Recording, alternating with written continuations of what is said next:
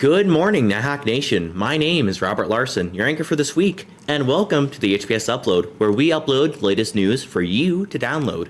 Here at Hettinger Public School, we challenge all to meet their academic and life goals while inspiring lifelong learning. Please stand to say the Pledge of Allegiance.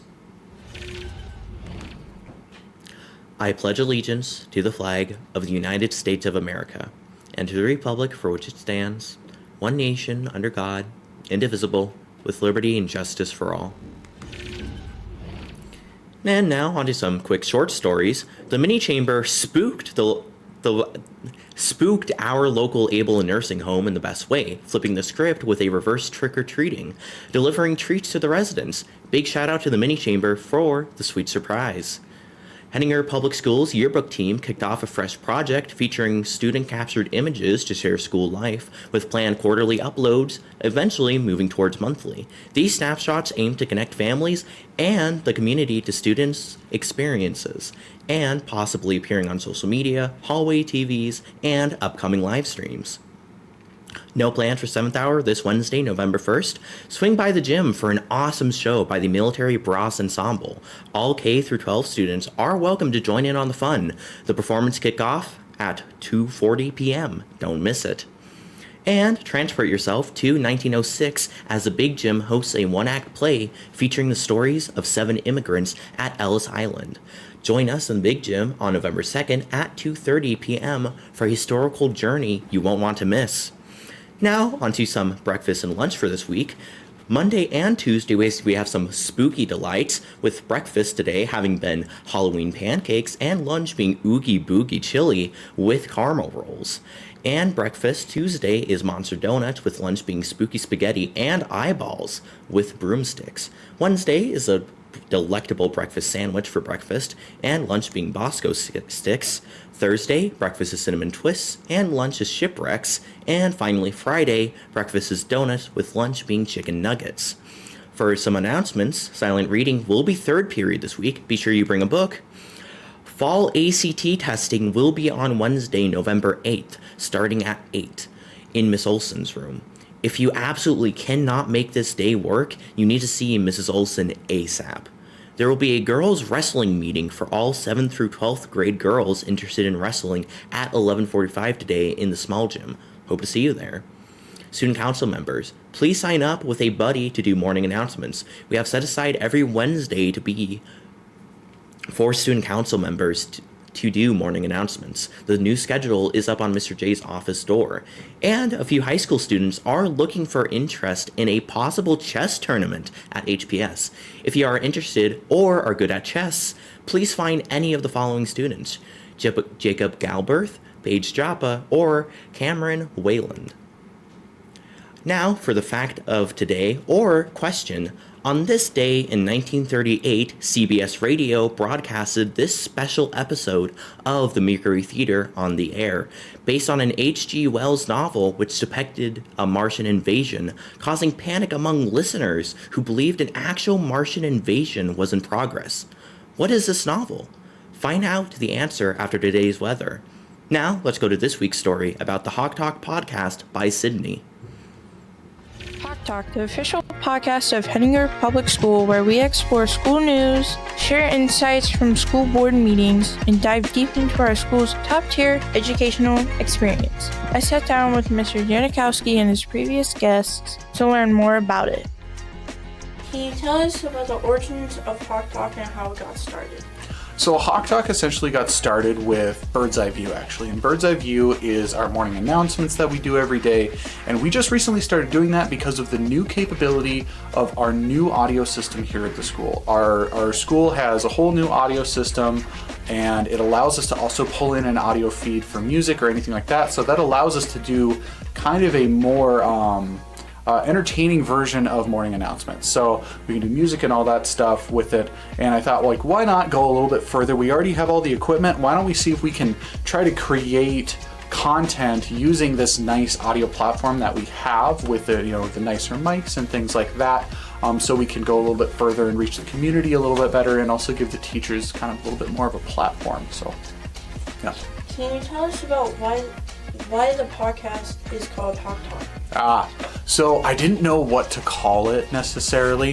What I did was I was talking with some staff about it, and the title Hawk Talk came out of Mr. Erickson, and the group kind of really liked it at that time. So I was like, all right, we're going with Hawk Talk because everybody liked it. So I am Mrs. Schneider, and I was on the Hawk Talk for my Smithsonian grant, and I wanted to tell people about it, but I couldn't figure out a good way to do it, and so Mr. J put me on his podcast. Is there anything you want to say about Hawk Talk? It was a pretty cool experience. It was scary at first because I don't really like to hear myself talk, but it wasn't really as bad as I thought it was going to be. What would you say for people who would want to go on Hawk Talk? I think that it's a really cool thing. The community wants to know what we're doing here, so I think that people should take advantage of this and tell people what's going on. Since your last appearance on Hawk Talk, have you wanted to go back on Hawk Talk? Absolutely. I always enjoy going on Hawk Talk and sharing some of my expertise, if you will. I don't know if it's a lot of expertise, but sharing anything that I can. Absolutely. Is there anything you would like to say about Hawk Talk? I think Hawk Talk is one of those things that gives us a lot of valuable information. I like how the kids are sharing and learning how to do the different parts of broadcasting and getting information out to our public. As somebody who has experienced being a guest on Hawk Talk, what advice or words of encouragement would you like to give to others who are too scared to go on Hawk Talk? Don't be afraid to go on Hawk Talk. I think it's something that if you get a chance to go on, it'd be a good educational experience. There's a lot of times we get nervous speaking, but the more that you would do it, the more comfortable you would get, and I definitely recommend being on Hawk Talk. Concluding our chat about this captivating podcast, we have the chance to dive deeper into its theme, remarkable creator behind it. If you found our discussion intriguing and want to discover more, make sure to give this podcast a listen.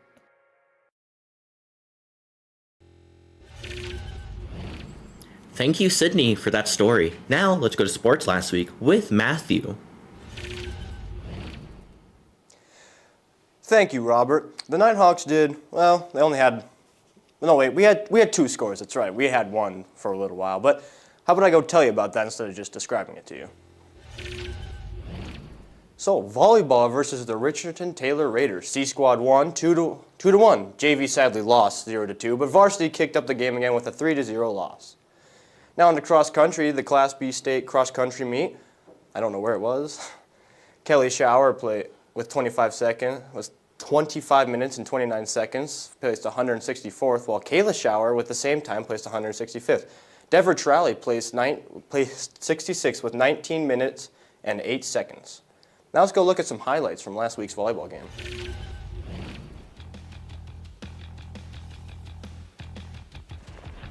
All right.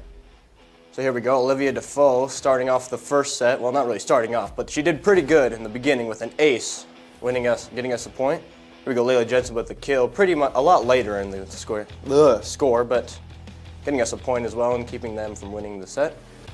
Still in the first set here, Avery Sanford with an ace. Nice job, getting us another point, making the score 23-24.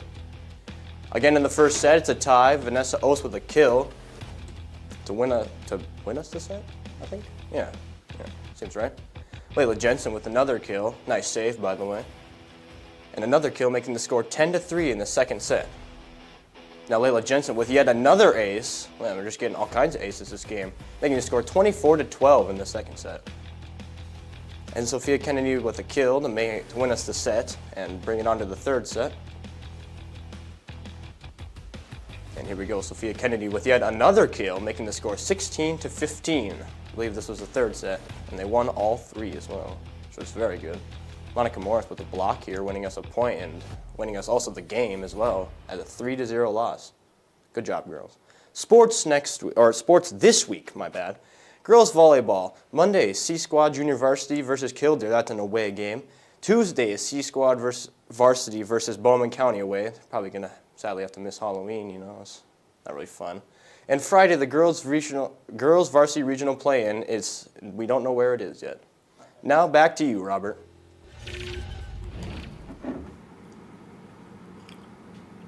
Sure is cold this week.